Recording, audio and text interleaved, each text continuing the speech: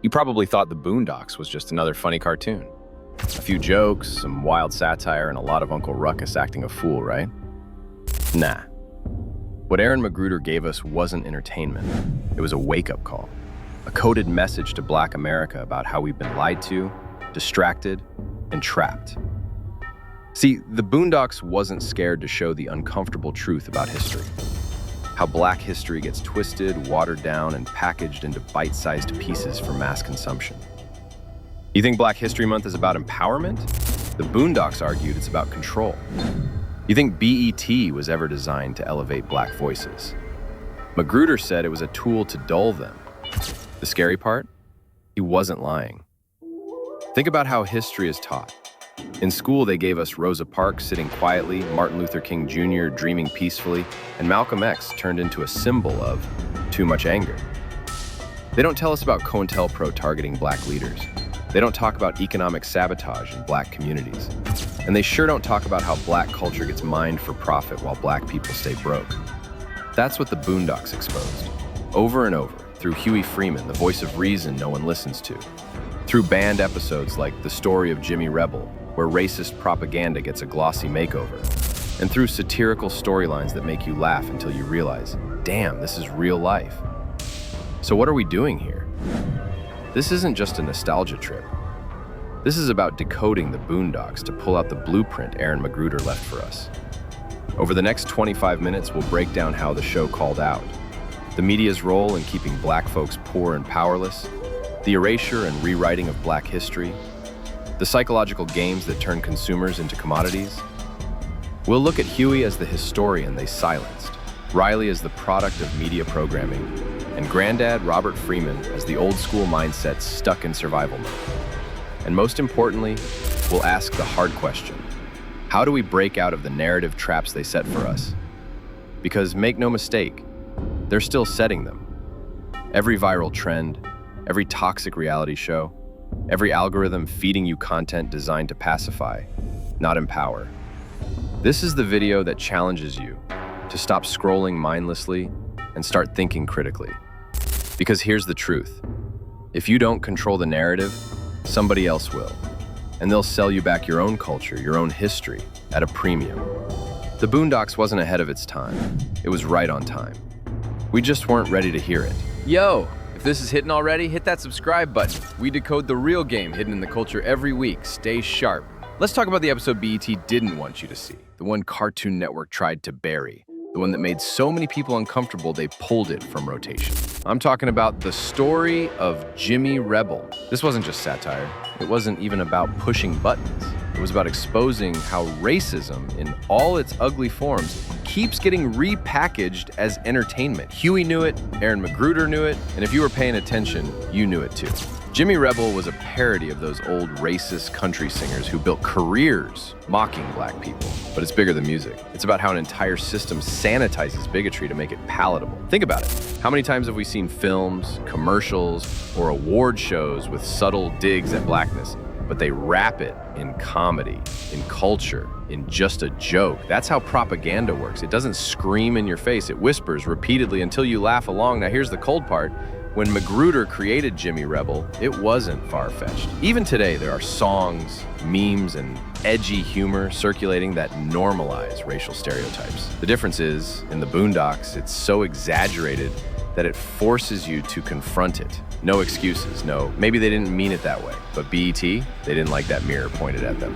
And let's be real, why would they? Magruder made it plain that BET, a platform supposedly for Black people, had been complicit in promoting the same harmful stereotypes. Instead of empowering programming, we got reality shows full of chaos, music videos glorifying self-destruction, and news segments framing Black communities as nothing but crime and poverty. Pull back for a second and think about the lesson here. When history or truth gets too uncomfortable, they don't always erase it. They hide it. They ban the episode. They change the narrative. They make it unavailable on streaming. It's the same strategy used on real-life history. Look at Black Wall Street. Tulsa was a thriving hub of Black enterprise, completely wiped out. For decades, school history books didn't mention it. Ask your parents, how old were they when they first heard about Tulsa? Now apply that to all the untold stories, the uncredited inventions, the silenced movements. This is what the Boondocks warned us about. If you let others control the archive, They'll also control your identity. Jimmy Rebel was never just a character. He was a warning. When truth feels dangerous, it's probably because it threatens someone's profit. And if you don't preserve your history, they'll rewrite it. Now let's talk about another episode that hits just as hard.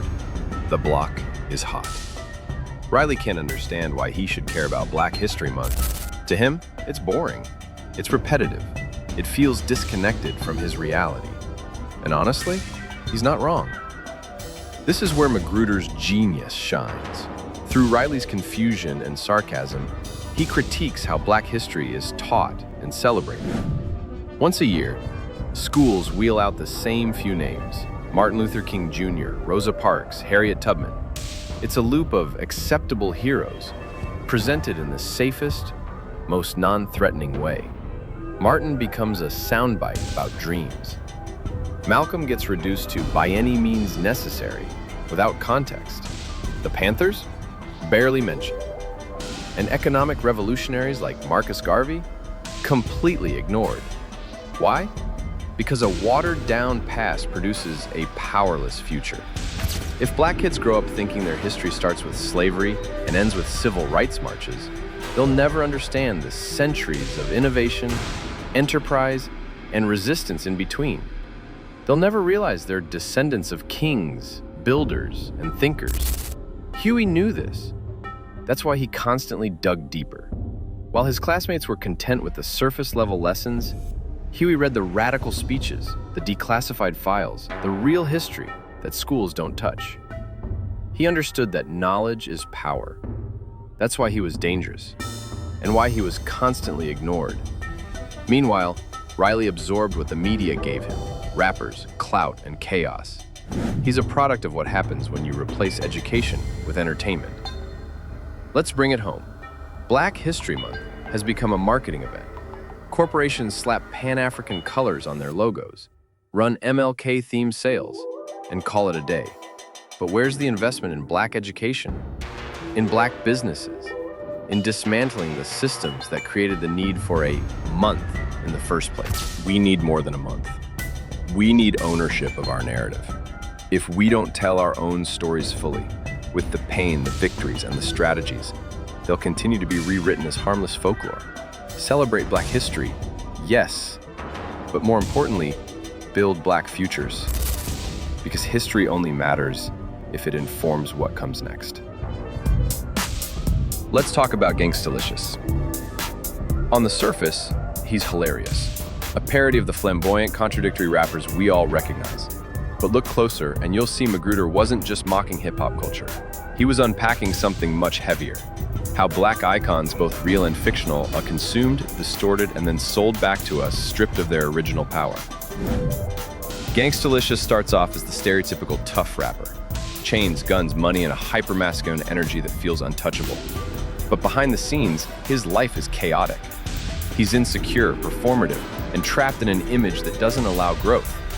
Sound familiar? It should. Think about Tupac Shakur. To some, he's a prophet. To others, just a thug. But how did we get here?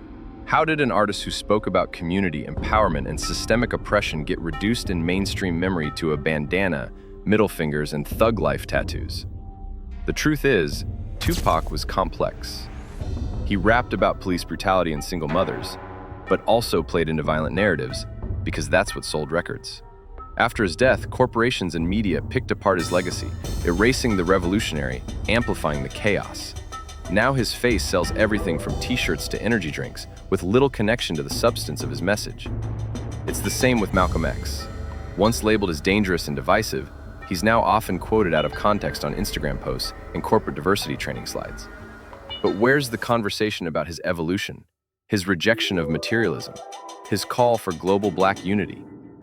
And Martin Luther King Jr., don't get it twisted. The same systems that quote, "I have a dream every January," are the ones that hated his anti-capitalist, anti-war stance when he was alive. His radical economic demands, like the Poor People's Campaign, are conveniently left out of the retelling. Gangstericious is a mirror of this cycle. He's a victim of a machine that thrives on image, not impact. And the audience?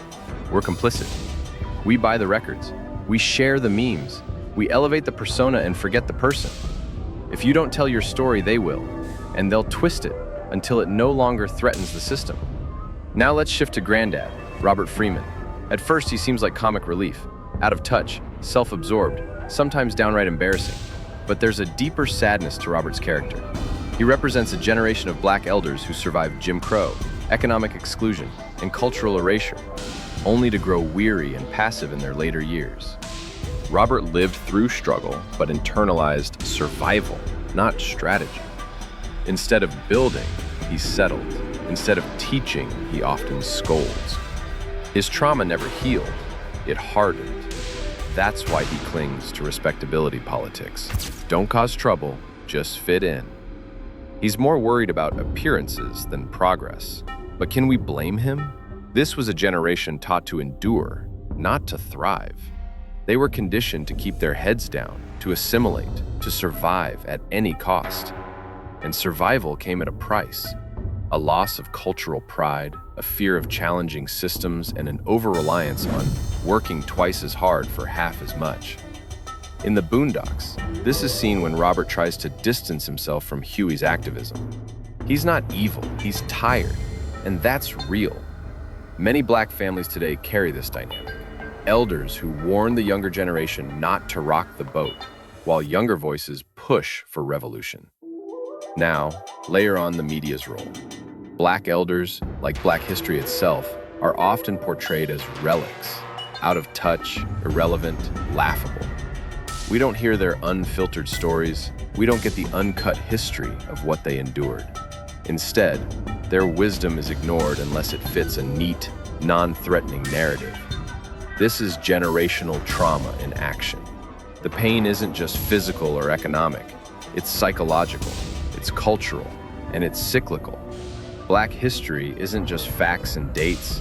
It's pain, survival, and silence. If we don't unpack it, we'll inherit the wounds without understanding the fight. Remember the episode where Huey launches his BET Sucks campaign? At first, it's funny. It's Huey against a mega corporation, with a ragtag protest nobody seems to take seriously. But step back and look at what Aaron Magruder was really saying. Media doesn't just entertain, it indoctrinates.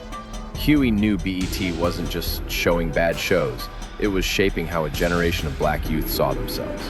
Hypersexualized videos, stereotypical portrayals, endless consumerism, no room for depth, no space for critical thought. And let's be real, BET wasn't the only culprit. This episode reflects a larger system of profit over progress. Networks don't exist to uplift communities, they exist to sell ads. And what sells? Violence, drama, ignorance.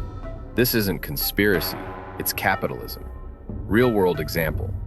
The rise of reality TV in the 2000s, shows like Flavor of Love and Love and Hip Hop didn't happen by accident. They were cheap to make, addictive to watch, and profitable to syndicate. But what was the cost? Young audiences began to equate dysfunction with normalcy. Meanwhile, documentaries like Hidden Colors, books like Powernomics by Dr. Claude Anderson, or grassroots media platforms rarely get mainstream airtime.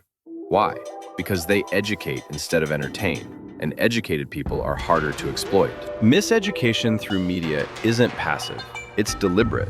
When a system controls what you laugh at, cry at, and aspire to, it doesn't need chains to keep you in place, it already has your mind. Now, ask yourself, what's on your algorithm? Are you feeding your brain or letting it be fed? So what do we do with this truth? By this point, you're probably asking, okay, so what's the move? The Boondocks didn't just critique, it pointed to solutions. And so should we. The first step? Stop accepting surface-level history. The story of black people didn't start with slavery, and it didn't end with civil rights marches. Dig deeper. Learn about Mansa Musa, Black Wall Street, the Maroon communities, the Garvey movement. Every time you study our wins and losses, you gain a piece of the blueprint. Second, support real creators and thinkers. Back in the day, Huey tried to raise awareness through independent thought. Today, we have more tools than ever. Black-owned media platforms, independent journalists, YouTubers decoding history, like this channel, and authors dropping gems that schools refuse to teach. Real-world examples. Dr. Claude Anderson, he's been teaching economic self-sufficiency for decades. Tariq Nasheed's Hidden Colors series, a deep dive into suppressed global black history. Killer Mike's Greenwood Bank, a real-life step toward financial empowerment. Third, pass the knowledge forward. It's not enough to just know. Huey wasn't satisfied being woke alone. He wanted his family, his community, and even his enemies to see the truth. That's legacy. Hard truth. A generation that doesn't control its history will never control its future. Lesson. Knowing history gives you power. Teaching it gives you legacy. So, let's bring it all together. The Boondocks didn't just make us laugh. It didn't just shock us with controversy. Aaron Magruder gave us a blueprint, a mirror showing how deeply media and society shaped them. Black experience. From Huey's lonely fight for truth, to Riley's indoctrination by rap culture, to Granddad's old school distractions. Every frame carried a warning. This wasn't just a cartoon. It was a cultural X-ray. It showed how history isn't just forgotten, it's erased and replaced with something easier to sell. Instead of learning about Black Wall Street, we get endless reality TV. Instead of building wealth, we're taught to chase clout. Instead of seeing heroes like Malcolm and Garvey in their fullness, we're given sanitized versions or outright villains. And here's the real kicker. The system doesn't need to burn your books or ban your speeches if it can make you laugh your way into forgetting. They didn't just bury our past. They replaced it with entertainment. Now I'm asking you, what are you doing with this truth? Are you letting algorithms educate you? Are you still treating TV and music like harmless fun? Or are you ready to take back control of your mind? Drop your biggest takeaway in the comments. Was there a moment in the Boondocks that opened your eyes? Or maybe something you've seen in real life that feels just like the show? And if you want more decoded lessons like this, more uncomfortable but necessary conversations, smash that subscribe button right now. This isn't just about learning history. It's about making sure the next generation doesn't have to unlearn lies we pass down. Share this video with someone still living inside the lie. Help them see what the Boondocks was really trying to tell us. Because at the end of the day, the fight isn't over chains or whips anymore. The fight is for minds. And the only way we win, knowledge, ownership, action. Stay sharp, stay building, and remember,